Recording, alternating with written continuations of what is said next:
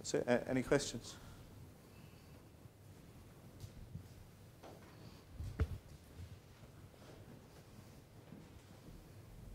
Hi.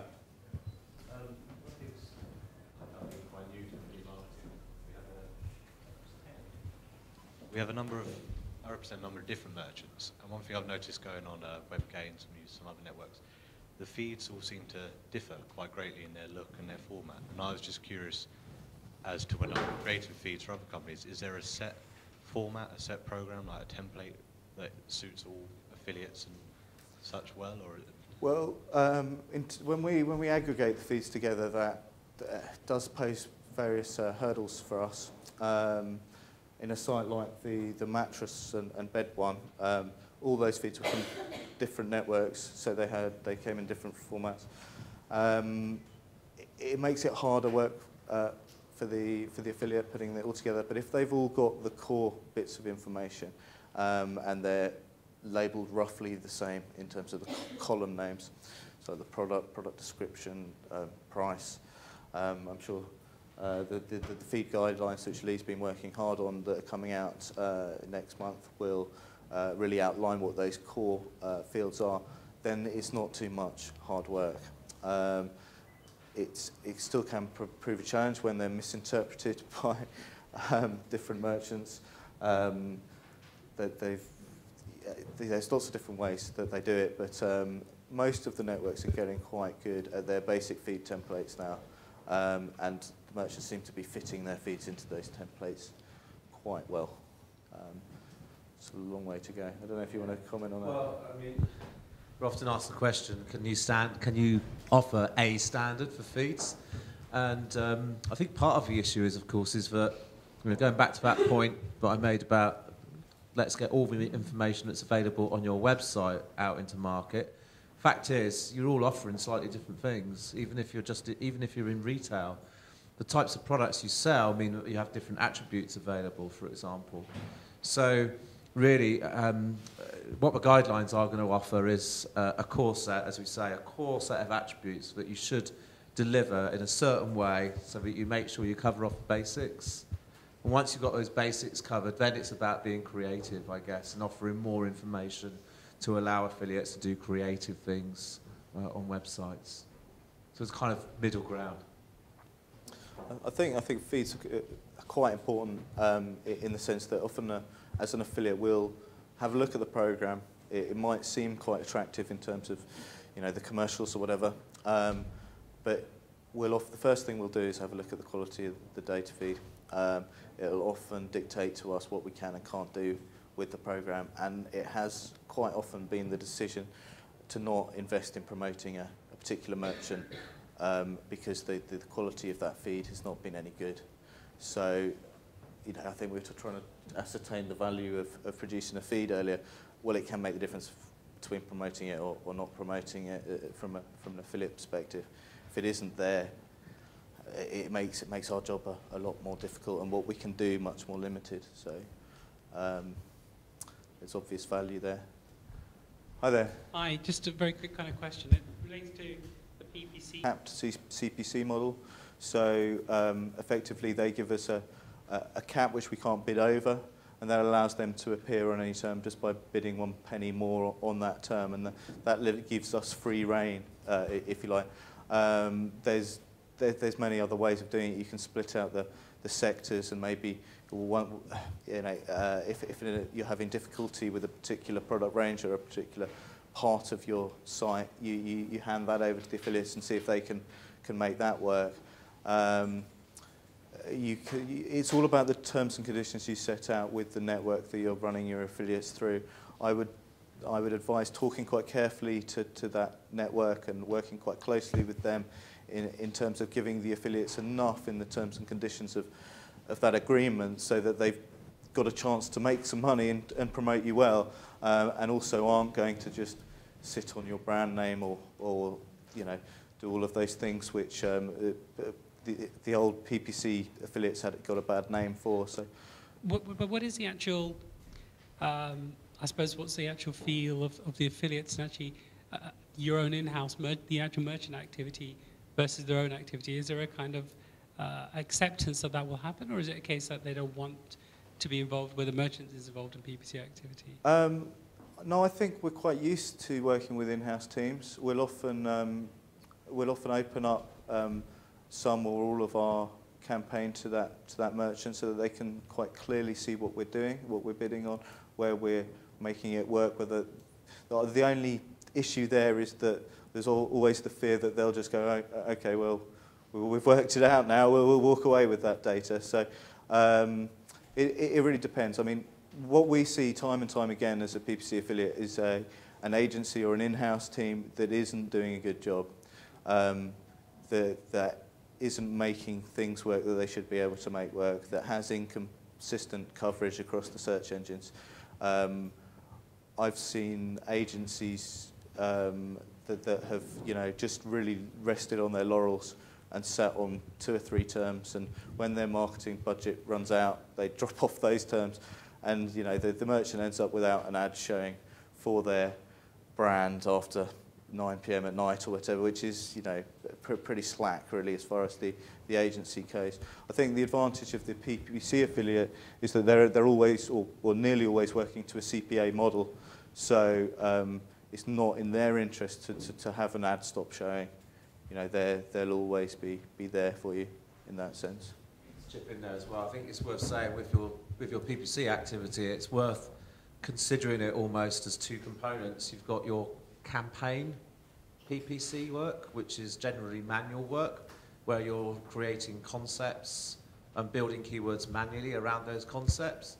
And then you've got what would be considered product level marketing or feed marketing in search, where you're getting down to the very granular levels and the long tail, which would generally convert better for you, but might not be as high volume as, say, your brand terms. One of the ways you can approach that as well with PPC affiliates is literally by defining what attributes in the feed you're going to let them play with. You could say, look, we go and play with this one. In travel, it might be the actual hotel names. It might be location-based information. It might be hotel facilities information. So you could almost define the split between the actual product information as well, which might make it easier for you. To add to that, I mean, I can understand where you're coming from because it's quite a bit of struggle because we have a very good in-house PPC team and a good agency trying to bring on board affiliates and trying to make it kind of work with affiliates when we have our own, and it still is a struggle and I still haven't found a solution. Yeah, key question. Ask yourself, do you think you've got really good inventory coverage? And if the answer to that is no, you think it could be improved, I'd say open it up to some affiliates to help you fill the gap. Can I just ask, earlier on in the day, somebody mentioned about data feed. One of the fields that we could populate is voucher codes. Does Google AdWords allow voucher codes in the text for ads? Is that something that affiliates can take advantage of? Well, often we're going through our own microsite or portal site, so we wouldn't often show the code in the actual AdWords PPC ad because it could be copied out of there with a click taking place and then going to the merch site, and for us that would result in a cookie not being dropped unless that affiliate code was specifically tied to us as an affiliate, and that anyone using that code would generate a sale for us, if you see what I mean. So normally we would maybe mention that we did have a code in the ad copy, but only show the code when they actually landed on the page. So from Webgains' point of view, as we could create exclusive codes for our best performing pay-per-click affiliates, yeah? Yes, you can, and with if you're using the voucher management tool, then having it assigned exclusively to a specific affiliate, we will pick it up regardless of a cookie being present, or even if another affiliate has been using it. So your PPC affiliates could, in fact, advertise it in their ad copy without any fear that it's not going to generate the sale for them. Google certainly won't stop you from doing it. there's no guidelines in Google that you can't put voucher code information in ads. Got a quick question about price and data feeds. Cheers. We sell art in a variety of different sizes. So one product will have, sort of back to child products, you'll have a lot of different sizes within the one price. At the minute, we've listed the starting price, so it might start at 40 quid and go up to sort of 400 quid. What are your sort of feelings on that within a data feed? From prices are always a get out of jail card for affiliates, really. I say that because it removes liability. We can just put from. So I would say if you haven't got a better solution, that's probably not such a bad one. Ideally, though, I'm sure Lee will be able to tell you about it. Nestled things within an XML table will be able to give you a price for each of those sizes if your feed is set up correctly. It's a difficult one to call. It's like, how do you have? You don't want to list the 10 different prices as 10 separate products. You don't want to be seeing that 10 times. Well, if that product is there as a medium, as a small, as an extra small, or an extra large, those are effectively not different products. They are different products, but they'll be under the same nestled bit of information. So a sophisticated affiliate or price comparison site will be able to differentiate between those products because of the way that the data's been nestled, and allow him to effectively price compare.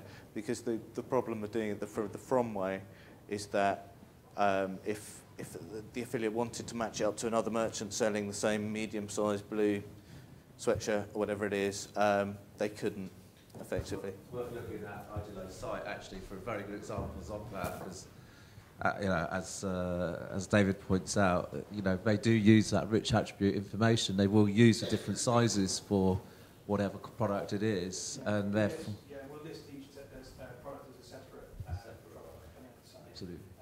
We don't actually list any fashion items that's pretty close to that at the moment. You can see how that'd be slightly different, I think. But for sort of consumer product stuff, then sizes are something that's quite specific people are actually looking for anyway. So we list them separately. I know what you're saying. I think especially where the price differs is really important. If it's just maybe the colour that differs, you can on your page list that this is available in red, white and black or whatever, and let them make that decision when they get to the merchant site.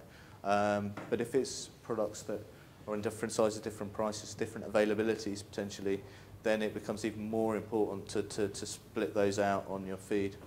Ours is becoming more complicated because it's offering different sizes and then different frames and different sizes within frames. It's almost, you don't want to list 20 or 50 different products within this one piece of art.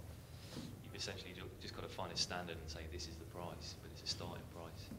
Issues we're finding with art, people have a certain, they're almost put off by a low price, and other customers might be put off by a high price. They won't even click through them, sort of say, okay, well that's 40 quid, I've got a budget of 200.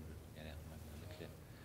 So it's something that we've got. I think you're at a stage where you really need to have a think about how it's going to work going down the line in the future.